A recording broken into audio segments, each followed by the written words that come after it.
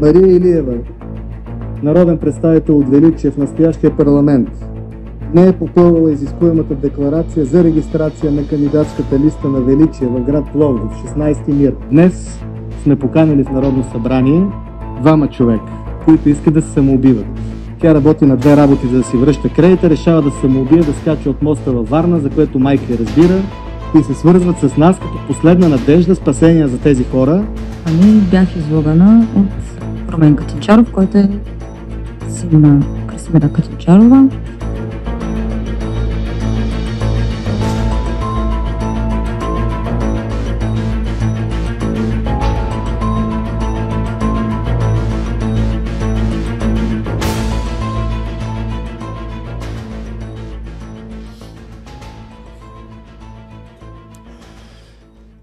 Днеска, при няколко часа, пуснахме едно видео, дали Хелоуин или Деня на будителите. Като си мислех, че това ще е интересно на хората, за българщината, да не се кланяме на други празници, то не е и празник, то е за жертвоприношение на лица и такива неща от едно време, келтски празници. Но на 2-3 коментара Бат Киро направи спешно видео за Руди Гела. Бат Киро вземи отношение за Руди Гела. И така ще го кръстим най-вероятно. Спешно видео за Руди Гела. Веско след няколко часа най-вероятно ще го направим, ще го пуснем. Аз съм доволен от какво стана, но загубих бас, Севелин. Руди, аз не вярвах, аз казах, че не ще чак толкова спрос, че не мога да скочиш те в тигана и така тъпо не мога да се самоубиш.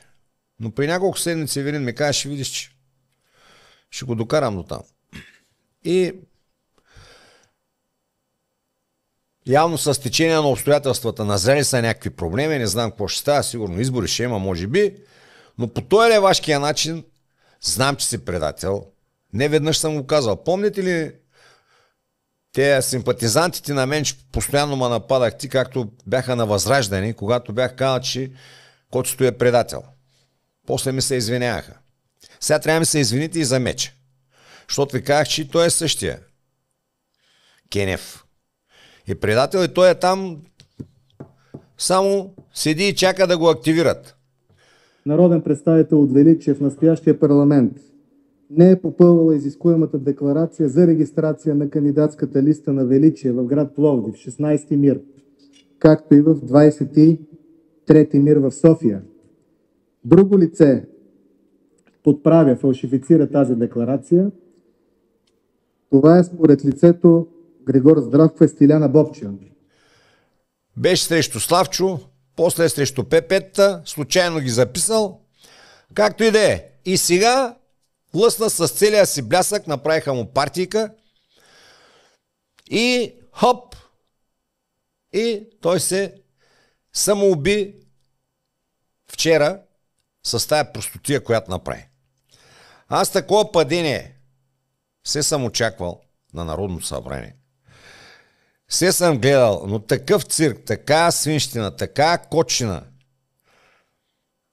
Но когато хората са сирджи, защото сега мисля, че по-рано важно беше да е за будителите, а не за децата, но всички искат сир.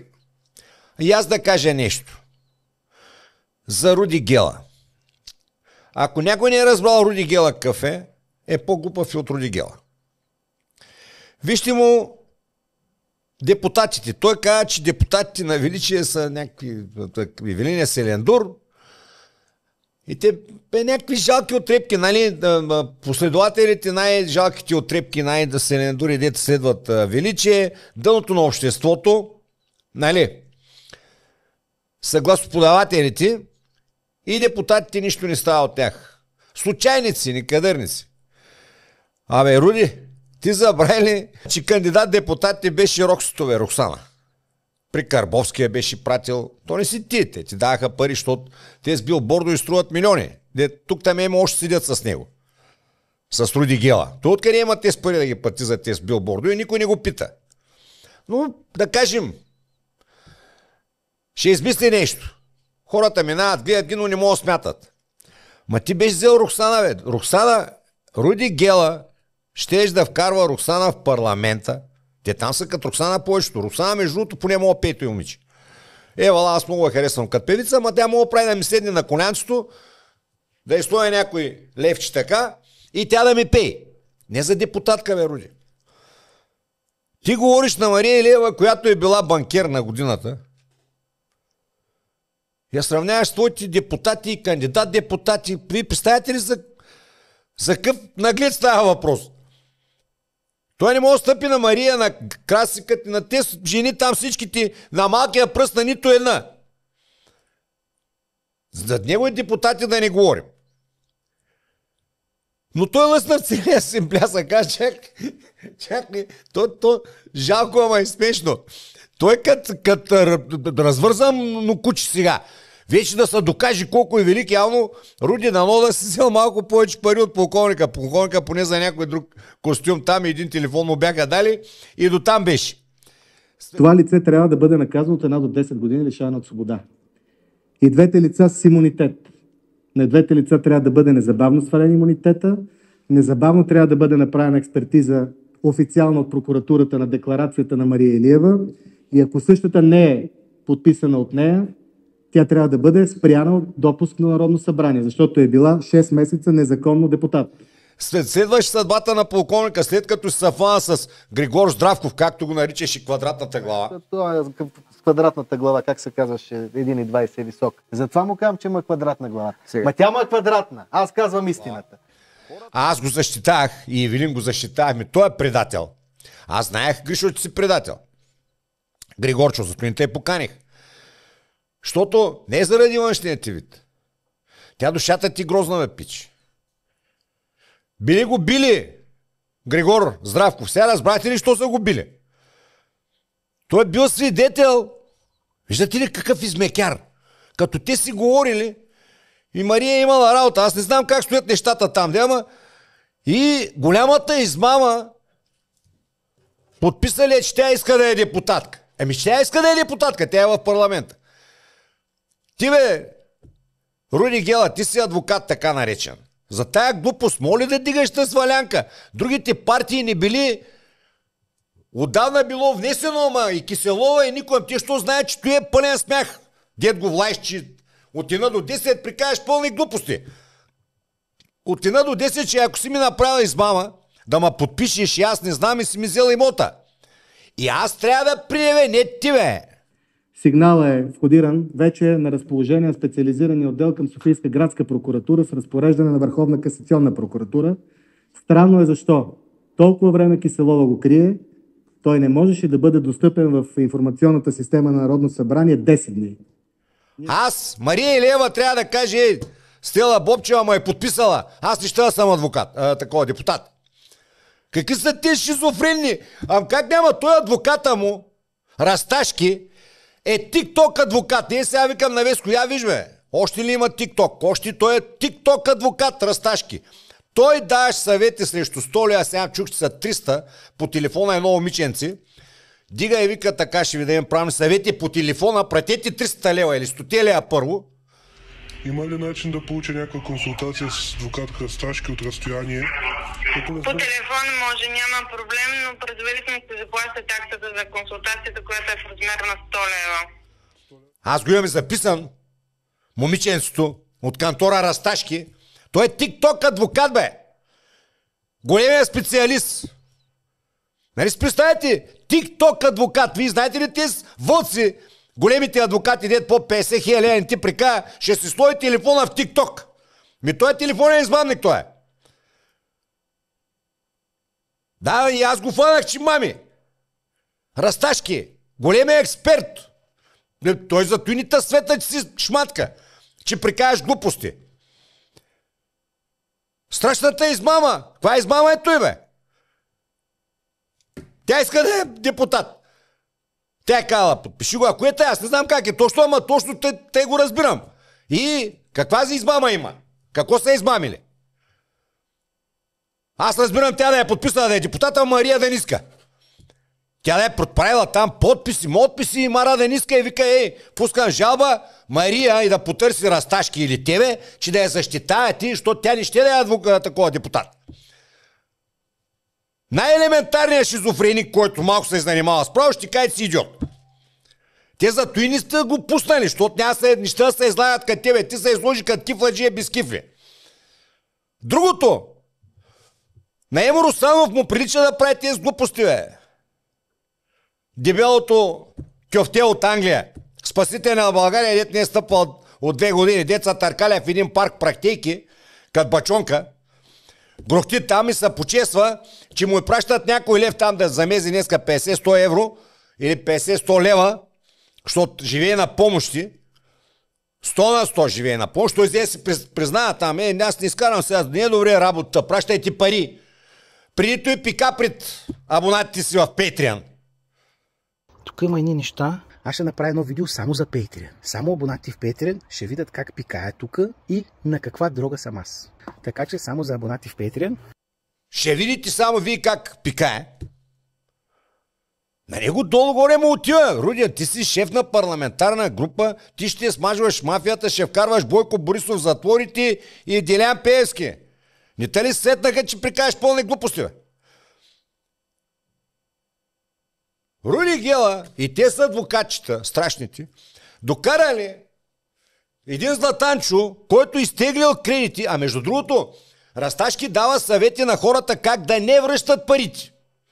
Той зато и се е фаната с малката, се е светнали какви циркови да играят. Расташки дава такива съвети. Ако ви търсят от банки, хора, които са ви дали пари, демек аз съм ги взел и нищо я ги връщам, как да измамя? Ако от фирма за събиране на вземания улепят вашия вход или общите пространства на блока ви, за това, че вие сте длъжник, вие после можете да повдигнете срещу тях съдебно дело за обезщетение за накърняване на авторитета и доброто ви име. На Viva.com, A1, Telenor и другите мобилни оператори имат давност от 5 години, т.е. ако не са ви осъдили до 5 години и не са ви направили никакви запори или възбрани, няма как това да стане на по-късен етап. Знаете ли, че всички стари кредити отпадат през 2031 година? Кредитите, за които сте осъдени преди 2021 година, имат 10 годишна абсолютна погасителна давност, което означава, че независимо от това какво се случва, дали успяват да си съберат парите от вас, през 2031 година минават 10 години абсолютна давност и вие можете много лесно да заведете дело и да погасите кредита си по давност. Как да използвам закона, за да не върна парите? Аз съм ги похарчил, аз съм ги опухал, но ще обвиня някой друг. И аз да не ги връщам. Такива съвети дава Расташки, тик-ток адвокат. Той ги светнал.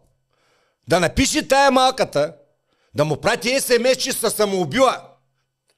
Малката някаква си, някоя си, от някъде. Ще по България не си връщат кредити, всеки му ще се самоубила. Що не ти пишат, бе, на тебе? Що не им дигаш? Знаете ли кога ще ви дигне Радостин Василев? Никога. Ако не е оговорен. Седнали един до друг, сега ми напиши, че се самоубиваш. Защото докато свирила на флейтата на Краси Катинчарова на сина, били гаджета, тя му свирила на флейтата, сега не си представете се. И той е измамил. Значи той ще бачка, тя ще даде парички, ще си лапа. Поиска да му дам пари, за да се твори свой бизнес. Посещаваше сайта КПД, който е за купуване и продаване на бизнес. Каза, че ще покрива вноските по кредита, плюс процент, който ще получавам отгоре. Тя е стегала кредити и ги дала някой да работи за нея, па тя се попръсква, си лапка лихва по-голяма от банковата. Кой измамника? Значи тя ще седи, ще взема пари, оне ще работи, що е мога да я обърка? Който и да е. Ма кой общо има тъс, дед плачеш, се самоубила, с парламента, с Ивелин, с величие, защото сина на Краси Катинчарова, който е пълнолетен, живее отделно, някаква свирила на флейтата му, докато са обичали и тя взимала кредит и му дава като приятели, като семейство, тя да седи, той ще бачка и тя ще лапа пари. Като Златанчо. Ти бе Златанчо, като взе парите и като ги дари, що ги дари, бе? Тук става въпрос за 30 000 евро кредит във Франция. След това се прибирам в България. Тук ми казват, че Казват ми, че тези пари няма да са достатъчни. Тегля втори кредит, 47 хиляди лева. Превеждам и тях. Те продължават да ми плащат вноските, значи цялата работа започва януари 2021 година и приключиха да ми дават парите за вноските, които бяха обещали, че ще ми ги изплащат. Юни месец 24-та. Що ги даде, бе? Защото много харесваш, оня, дет ти казал. Защото си, те те зомбирали, бе. И не си познавал Емо Русланов, защото от няколко месеца не е зомбиран. Той преди зомбираше повече хора от всички. Емил Русланов караше хората да за величие, за Евелин. Да, естествено, важно е, който има желание да стане член на партията, да подкрепи финансово и така нататък, да подкрепя, да помага и така нататък. Тук видяхте, че няма партиен интерес. Тук има национален интерес. Сега се осъзна и лекува зомбираните от сектата. Той те светна и ти вече разбра, че си измамен. А ти като беш дал парите, не ги ли дай да забогатяш? Някой да ти работи, да получаваш дивиденчета, ако вземаш и дивиденти, ако не бяха ги натиснали, ти пак ще я вземаш, ако не бяха натисни. Ви нямате акъл за 5 пари, бе. Те с дет натискат и Евелин дет сте дали пари. Кой ще ви ги върне? Емил ли ще ги върне? Или на тъс някой ще върне парите на банката, ти момиченци. Знаеш ли колко ги интересуват и да се самоубиваш, бе, малката? Банкерите. Ти ли са подписа? Ама аз се подписах. Ние питахме ли те? Питахме те.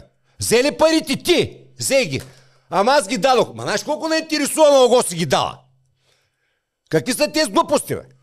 В парламента пред 20-30 клявки журналя се разиграват някакви етюди, някакви такива сценки, ще се самоубивала някаква. Знаеш колко ме интересува в парламента, за той ли си, Руди Гела? Що не отвори там едно кеше за бракоразводни дела? И всеки ден да изнася ти кой как се скарал, как са таколи, кой не му хубаво накавала и парите дали и там да се занимават с разташки. Кома занимават и мен и целия народ? Той ли е проблема на България? Той ли са проблемите на България, бе? Меч ли си, сабе ли си, не те знам. Или щупена пръчка. Вие разберете ли за каква шизофрения става въпрос? Ти моля си толкова... Не мога да го проумея, бе, Рудко, аз не мислех за по-голяма така. Хиена. Ти се изплющя да те карам няма със самоубище. Същия като полковника, същия като другите шарани. Ти ходи 3 пъти при Симотека. Те са Симотековци всичките, случайници, те са случайници. Предателщата сложени, когато да ги натиснат и сега Симотека и полковника и то си Дарим правили и те партия. И като ти изчавляват парламент. Ви представете за какъв парламент става въпрос. Евелин изнасят и на камара престъпления за милиарди. Руди Гела, коцето, ма ти опозицията, няма опозиция, бе, ей. Там Евелин Николов ли си къв си и той там един журналист. И една нова журналист ще се има там, той се прави на телевизия и той. Другия Карбок, а другите там. Нещастини, дет замезвате. Всички ти искат снимка с Пеевски. Всички ти искат. Поко е по-хитрия. Видяхте ли колко пари струват? Няма никаква опозиция. Всичко е мафия, както каза Евелин. И ги смачкват в момента. И вие гледате цирк. Сири. Колко има Евелин с тази деца самоубива? Ми те има и на камара хора иска да самоубиват вече. Деца им са сипали бизнесите. Боко и Пеевски. Що не ги намериш, бе, Руди? Дет милиарди им взеха. Дет ги съсипаха. Дет даже и ги застреляха някой. Не, чакай, тук сме... Няма кой да нас мачка. Те са зад нас, те ни плащат. Те обръщат се колелото, бе. Момчета и момичета. И той момиченце го викна да го разпитам, ако има наистина полиция и органи, да го викна, чакай, момиче, ти какви са тези работи да ги прикажеш? Как ще накара някой да вземеш на сила, кара ли те? Не. Ние се обичахме, примерно. Нас какво не интересува, бе? Ти парите взели ги. Те се запознават на работното място на Виктория. Ако нещо сбъркам, кажи. Имат отношения кратко време. Това е типичната схема на измамника. Близки отношения. Те са били гаджета, най-вероятно. Защо ги взе парите? Да печеля. А ти чувала ли си, че монета има 2 страни? Който е този бизнес, дето постоянно печели? Дайте ми, аз ще инвестирам там.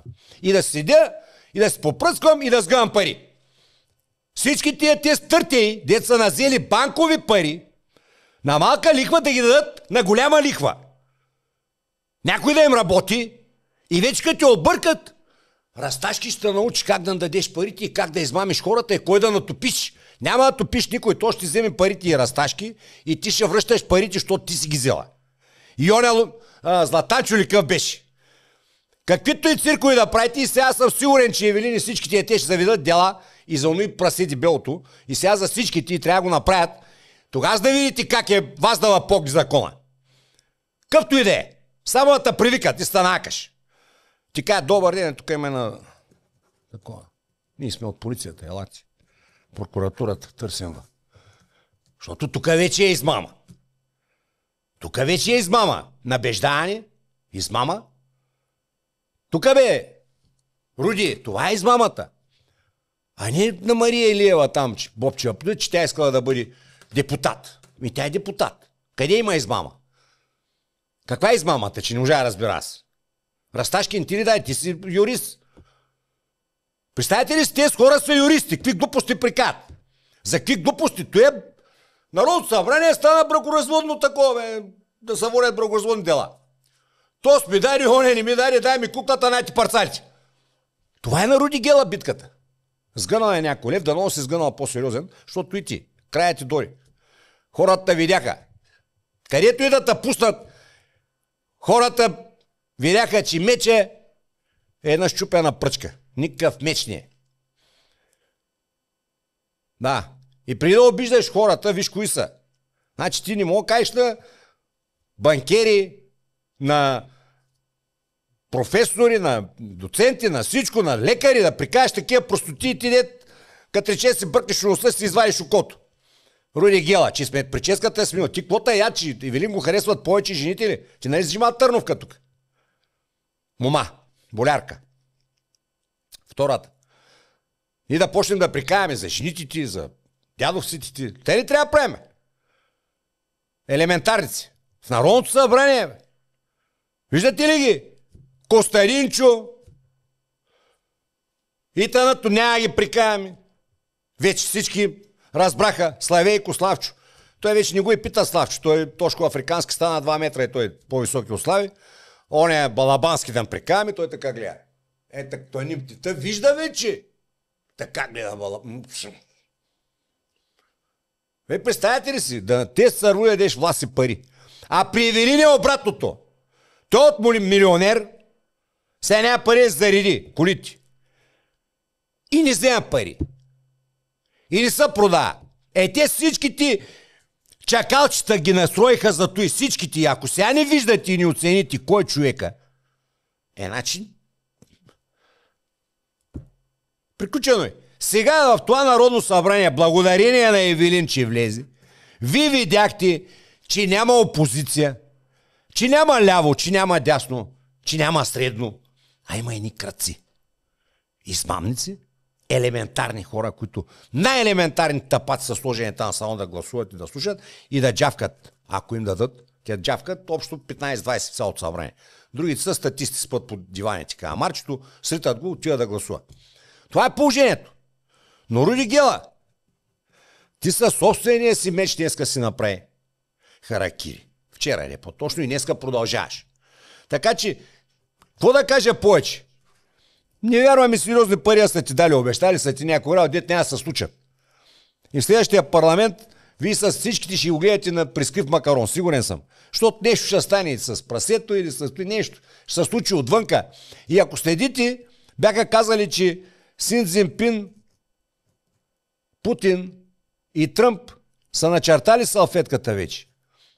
И от чудо Тръмп изтегля от източна Европа американските войници.